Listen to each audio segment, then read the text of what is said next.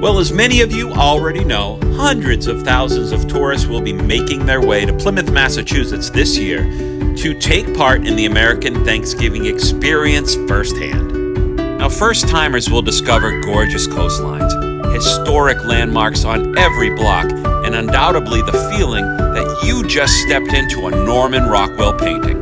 What's even more amazing is that even if you're about to make your 25th visit to the area, each time will be different than the last. Well, some would say change isn't so good, but we would all agree it's inevitable and something we should celebrate. Now, here's a guy who celebrated by documenting all of the progress in this town in his wildly popular book, Plymouth Then and Now.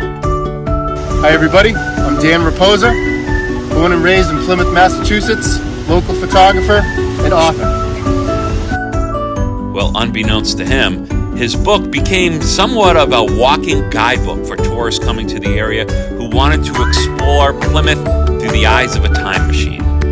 We were super interested in finding out just how this was all put together. So we asked him to take us on a walking tour himself and give us the experience of what it was like to build this book from the ground up. You know, I found a lot of these old, photographs literally within 5 minutes of walking from this very spot. It was never really meant to be a book. It was just a really cool project I came up with walking around town, looking at old pictures from the 1800s, 1900s, and started matching them up, taking pictures and lining them up in Photoshop and kind of put it out there on social media, and the response was pretty big and people wanted to see more. I wanted a good 100-page book, 100 locations, and 95% of them are right here in the heart of downtown Plymouth. What's the hardest one? Do you remember the hardest one that was just almost, you weren't sure exactly where to be, where to stand? Well, the ones in the book were easy. The ones that didn't make the book were hard. One of the trickiest ones was Jordan Hospital, because the old hospital, the vantage points, of those photos that I found were taken from where the new hospital is now. So there was a lot of locations that I couldn't physically get my body at, and Gotcha. if I couldn't line it up 100% accurate, it didn't make the cut. Didn't make the book. Location. All right, well, this is one of them right here. Okay. We are right here. That's the railing. Right there. Actually, it's actually looking this way. There's always some kind of landmark or point of reference that I was able to line up. Like right here, we're on the corner of Summer Street and Market Street. Obviously you have these, the post office, which used to be a church.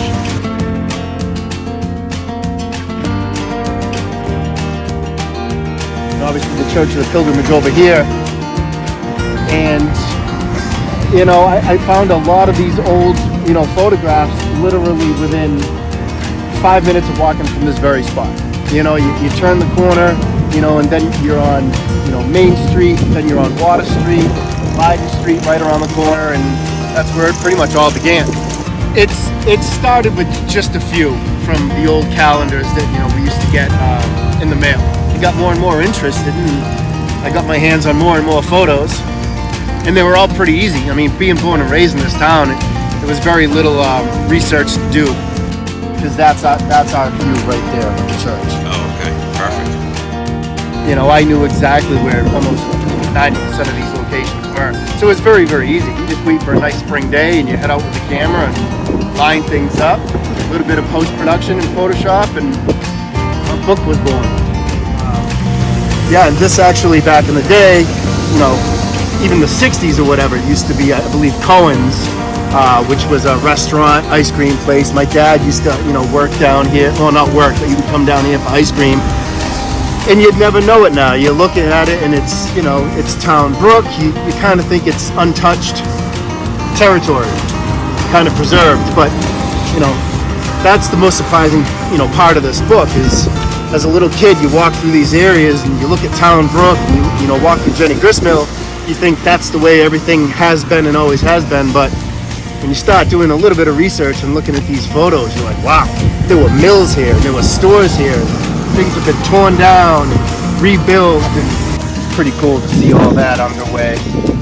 You know, back in the day, you're talking about, 1908. Some of these pictures are a little later, but for the most part, it's 1800s.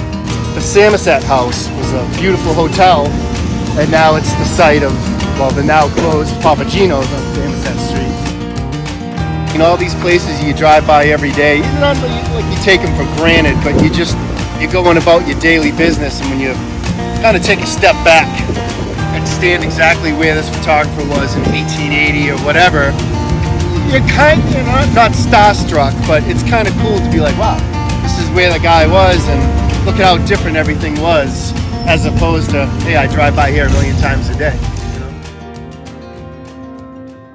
What was the most interesting thing you learned when putting this book together? Just how much of this town has been bulldozed down and rebuilt. As a little kid, I thought that everything, including Town Brook and Brewster Gardens and Burial Hill and Coles Hill, was untouched, but it's gone through many phases. Houses have been built, torn down, things have been reshaped, reconfigured.